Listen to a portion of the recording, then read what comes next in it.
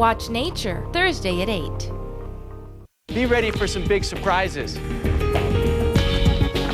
Globe Trekker. Live the adventure.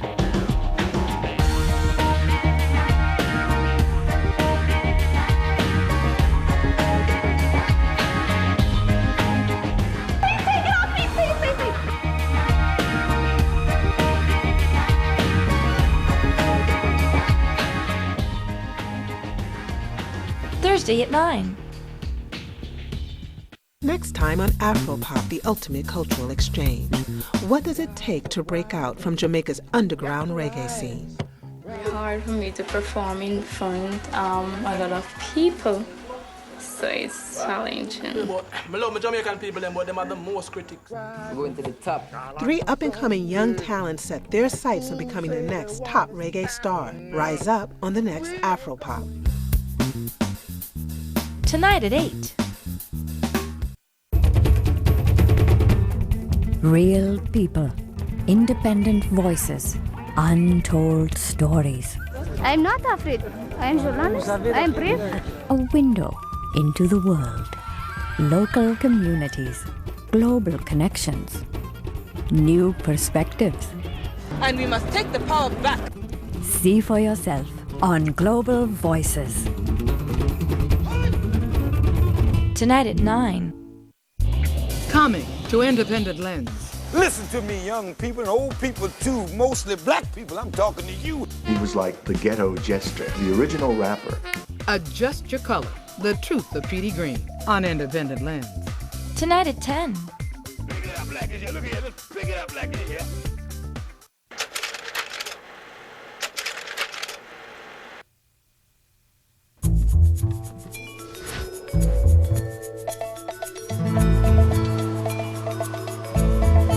Funding for Art Wolf's Travels to the Edge is provided by Microsoft,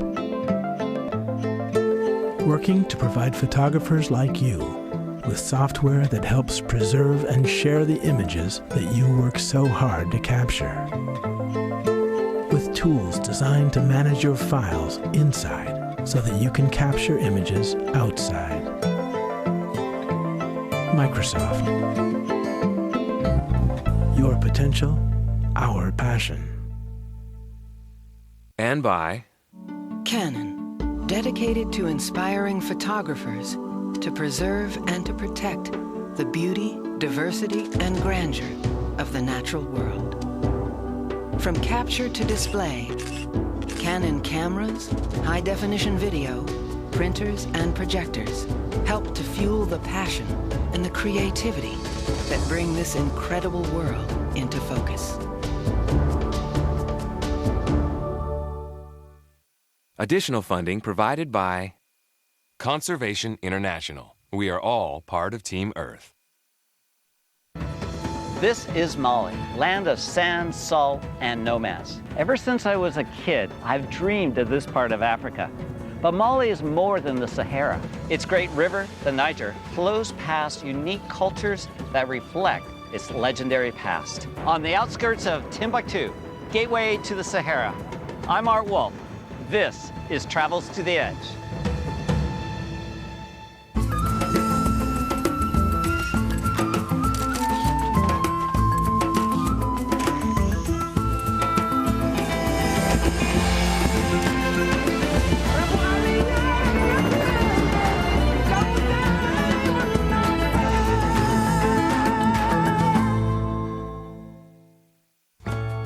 Mali is a country with many different regions and distinct cultures. It's the 7th largest country on the African continent. Landlocked, it stretches from the subtropical Niger River Valley in the south to the arid Sahara Desert in the north. We're starting our journey in the rocky cliffs of the Dogon country. Then we'll descend into the lush Niger River Valley before heading north to the Sahara by way of Timbuktu.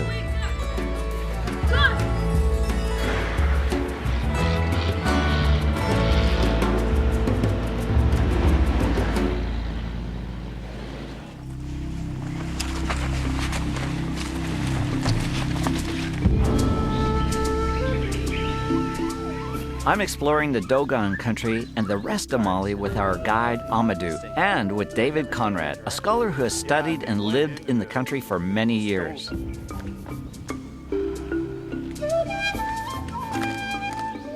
Oh, these buildings literally blend into this cliff. You wouldn't even see them from a distance. Think of the centuries it took for the natural stone to be sculpted this way, and then they had to haul all that mud up there. It's like we're going into a house here. Wow. This is quite an inner sanctum, isn't it? The ultimate fortified Dogon dwelling, I'd say. This is really protected back in here. How did it happen that people would live here? I mean, isn't it easier out in the grassy plains? Easier, but not as safe. They came here originally fleeing slave raiders. They were not Muslims, and they were fair game for the powerful Muslim rulers of surrounding regions, and they came here to hide out.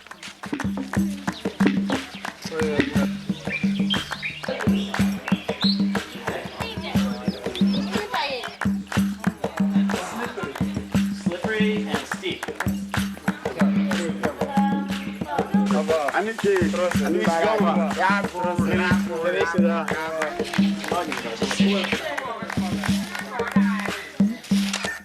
We're in a Dogon village and the sun hasn't quite come up over the escarpment, so everything's bathed in soft light. And a little bit of the smoke, the subdued light, makes for a really artistic, very moody type of shot.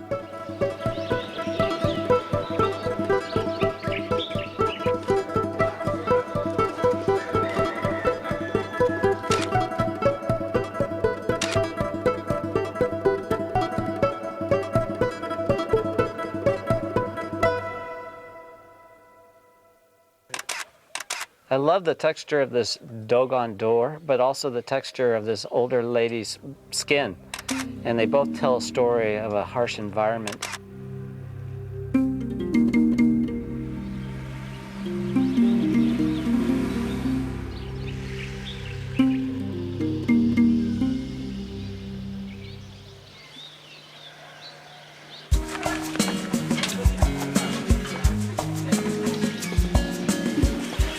Wow, stairway to heaven.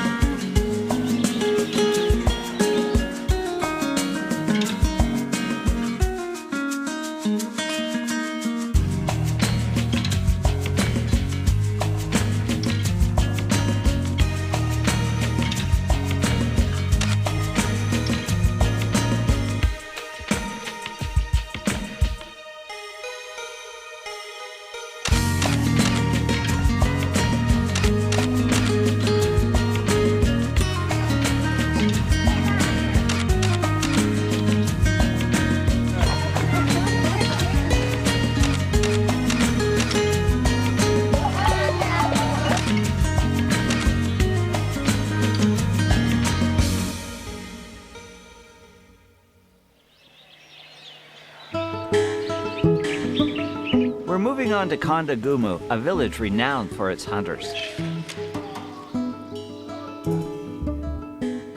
Birapo. Birapo. Birapo. Birapo. This feels like a very powerful place to me. When you kill an animal, you release enormous amounts of the spiritual power of the animal, and you have to be protected from that. So a hunter is, in a way, a kind of a priest, because he has to have that protection from the spirit world and that communication with the spirit world in order to be successful. It's interesting to me that I've traveled in the Amazon and other places in Africa and throughout wild Asia, and there's this connection to the animals that are hunted, and there's a reverence towards the animals that they hunt, and often they are displayed. Yeah, they respect their prey, and they take into account the spirit of the animals that they're killing.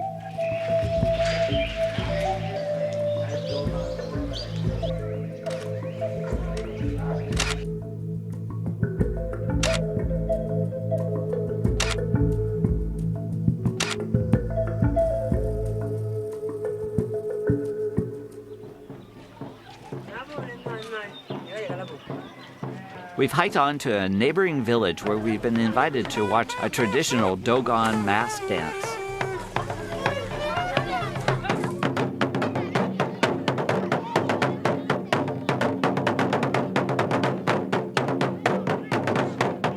This is one of the great legendary dances of Africa.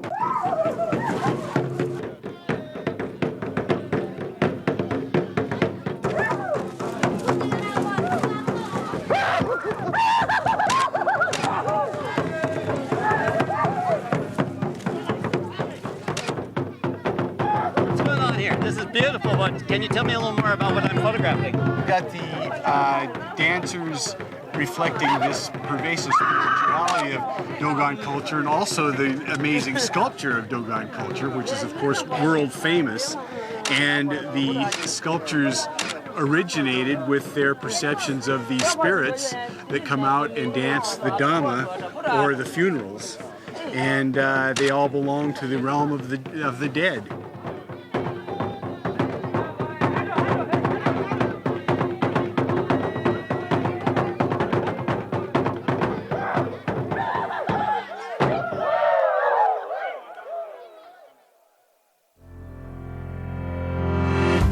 We're heading down from the Dogon Cliffs into the Niger River Delta.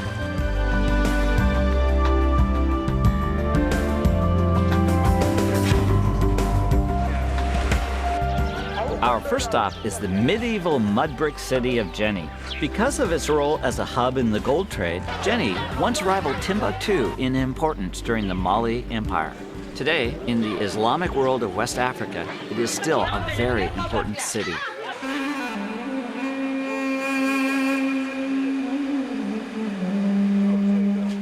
This is really a beautiful mosque. Tell me a little bit about it.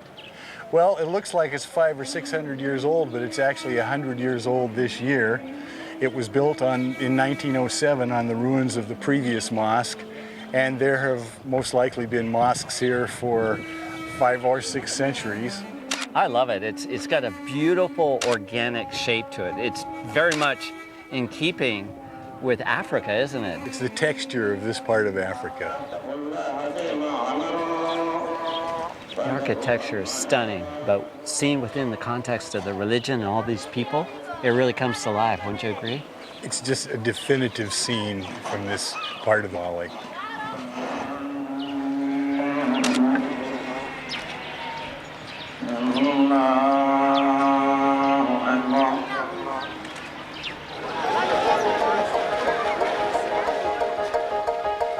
What's really nice to see all these people come pouring out of this building. Very vibrant, definitive example of the local culture here in Djenné.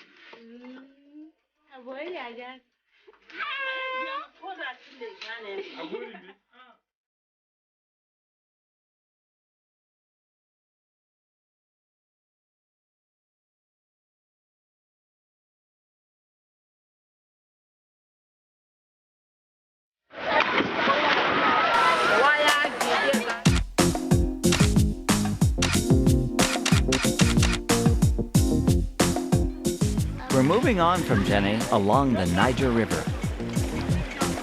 Everything happens along the river, from washing clothes to washing bicycles to washing sheep.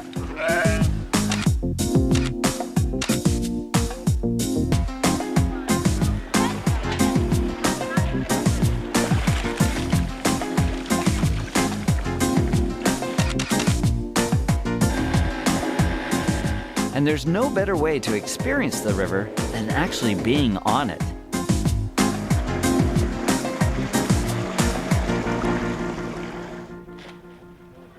In the whole scheme of things, the Niger River is one of the bigger rivers in Africa. It's the 3rd largest, about 2,825 miles. When the river rises, it just spreads out all over the delta, creates a giant lake. When the river recedes at the end of the high water season, it deposits silt, so it's very fertile agricultural lands. The populations gravitated down here after 5,000 BCE, looking for a better way to live. Whoever was in power, this was absolutely essential to their prosperity because this was its great area for food production. This was the breadbasket of the Mali Empire.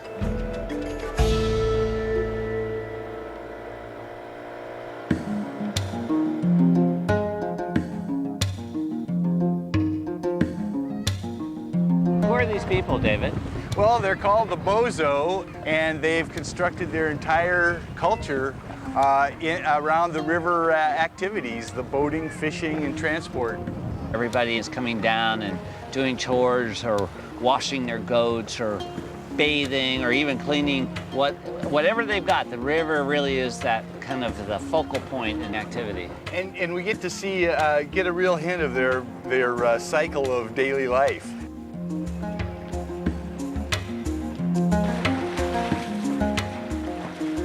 So this is Mopti. Yeah, these are the boats that carry people and cargo throughout the Great Bend of the Niger. It's a very historic scene because this is the way they've been doing it for many centuries. What I'd like to do is try to find a place to maybe shoot these beautiful boats against the sun.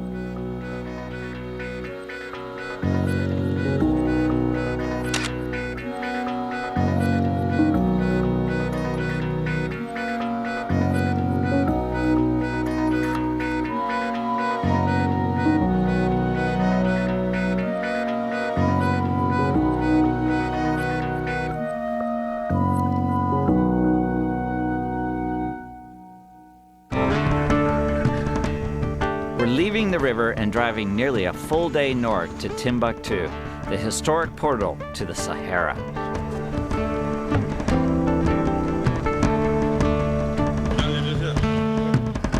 Ever since I was a little boy, I've heard of Timbuktu. What makes this place so legendary? Well, it was the gateway to the Sahara and all the wealthy salt trade that went north from here. And Europeans always thought of it as probably the most isolated city on earth. So what's happened to Timbuktu in modern times? Well, by the 17th century, the European traders had come down the Atlantic coast, so all the trade shifted southward, and gradually the trade across the Sahara based in Timbuktu dried up.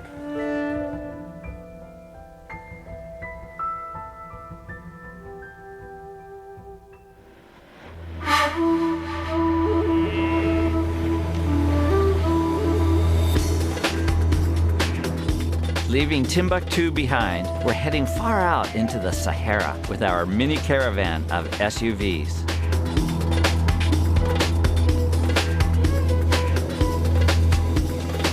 First stop, the historic oasis town of Erawan. You know, it's staggering to think that this Sahara, which is so sparsely populated, is actually the size of the United States. It's so huge. It takes up a third of the African continent. Wow. It's one of the biggest natural features on the entire planet. David, this is such a severe environment. It's really hard to imagine people living here. It really is. In fact, for a long time, the Sahara was thought of as a barrier between North Africa and Africa south of the desert. But it was really a highway. There were highways across it for the transport of the salt trade. The people themselves who were participating in it didn't think of it as a barrier at all. Armies went back and forth across it. And now it's the land of the Tuareg.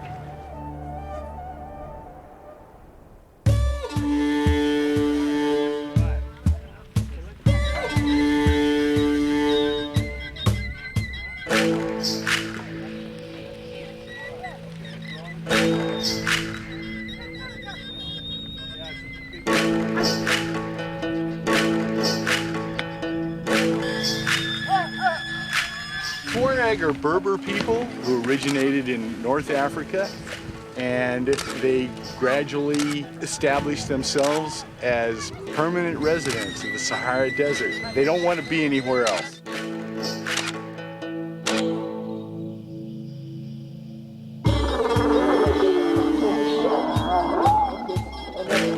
These wells are spaced at intervals throughout the desert, and that's how these nomads survive. It takes a local Tuareg herder to be able to know where they are, to find them. And if they don't find them, they don't survive.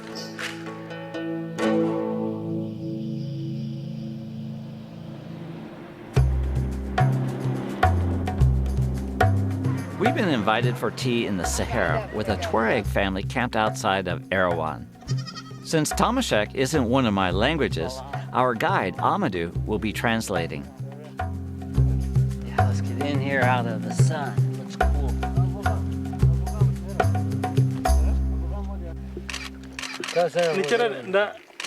Nice. Ah, thank you.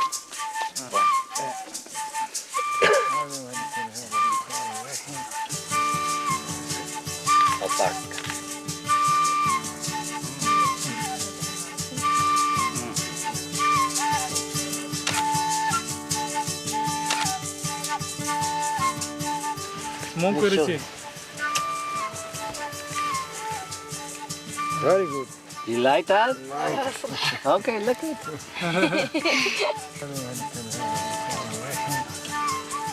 Wow, it's so nice to be able to show the big picture. These computers are a great way of connecting with people now. For me, it's fun to look at them too because it brings back instant memories.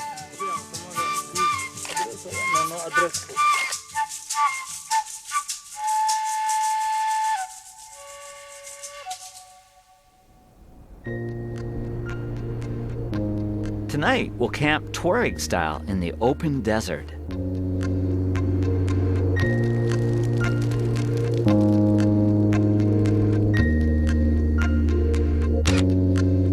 It's very traditional for the Tuaregs to sit around a campfire, share a pot of tea, have a little meal, and go to bed for a long night because tomorrow it's the same thing. They'll get up, load the salt on the camels, and head on further south.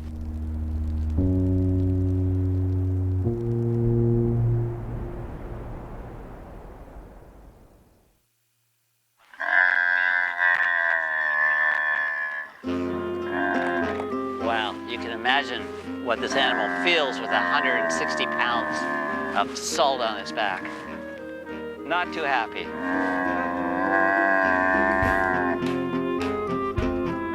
This salt trade, which is centuries upon centuries old, still exists out here in the middle of the Sahara. To see these Tuaregs load their camels with blocks of salt, 4 blocks of salt that are 20 kilos in weight that have been cut out of an ancient seabed to the north in the middle of the Sahara, and they're bringing them south, and along the way they pause, and now they're loading them up after a long night's rest, and they're moving on south to Timbuktu.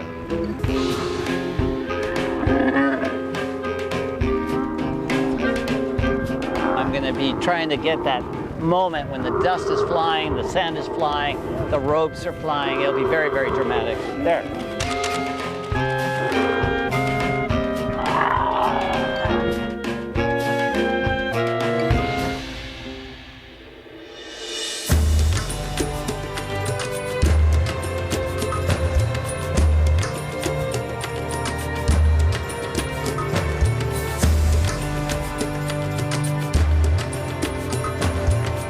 Wow, this is very, very nice right now. I've got great textured sand.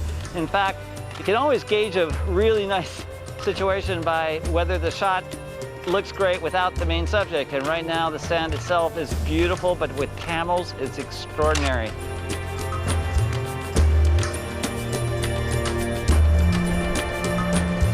This is really intense working conditions. The sand is blowing, the wind is racing across the tops of these dunes here in the Sahara, but it's all worth it. I love the way that they're coming out of that sand dune. It's almost like they're materializing out of the sand itself. Wow, what a beautiful, timeless view. To watch a camel train cross the dune, it's like looking into the past. The textures, the smells, the sounds of the camels, all of it is playing into this experience.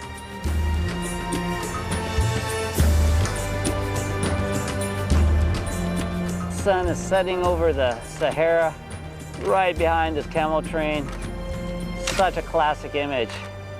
Such a beautiful image.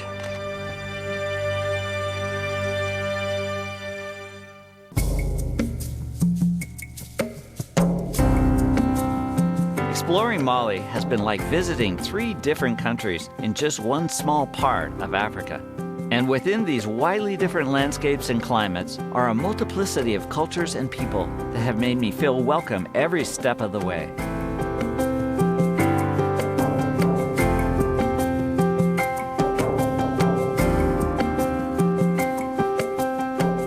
I'm Art Wolf. Join me next time on Travels to the Edge. This program and other episodes from this season are available on 3-episode discs for $17.95 each, plus shipping and handling. An award-winning book of Art Wolf's landscapes featured in this series and beyond, Edge of the Earth, Corner of the Sky, is available for $49.95 plus shipping and handling. To order the book or DVDs, please call 1-800-440-2651. Here are 3 of my favorite images from this episode. To learn more about this episode and how these images were produced, please visit artwolf.com.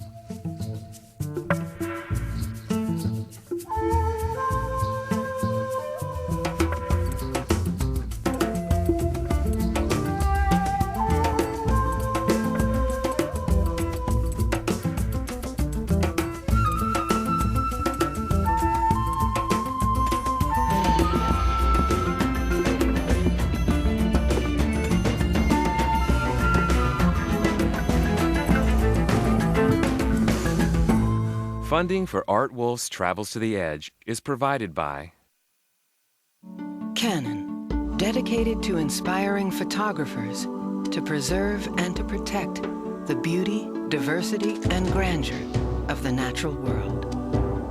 From capture to display, Canon cameras, high-definition video, printers, and projectors help to fuel the passion and the creativity that bring this incredible world into focus.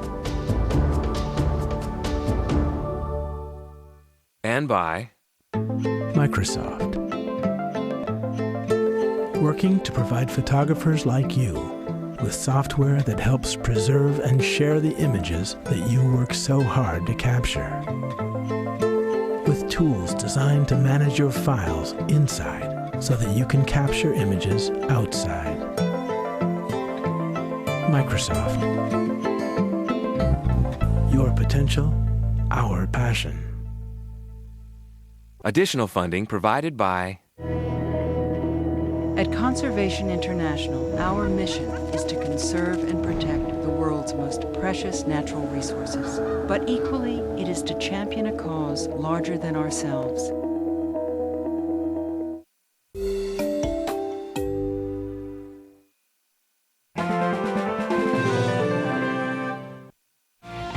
Becky was a beauty from South Alabama. Her daddy had a heart like a 9-pound hammer. There's so many different types of country music. You know, there's the more traditional stuff. There's the stuff that leans pop, the stuff that leans rock. It's constantly evolving.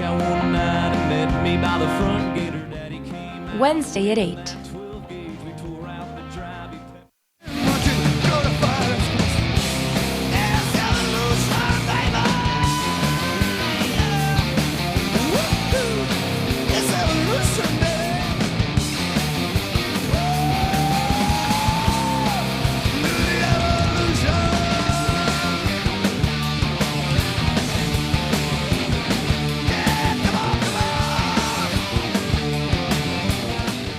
Wednesday at 9.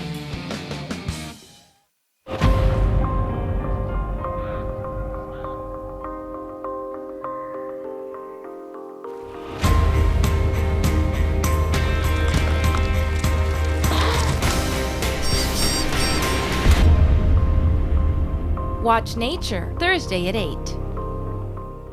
Be ready for some big surprises. Globe Trekker. Live the adventure.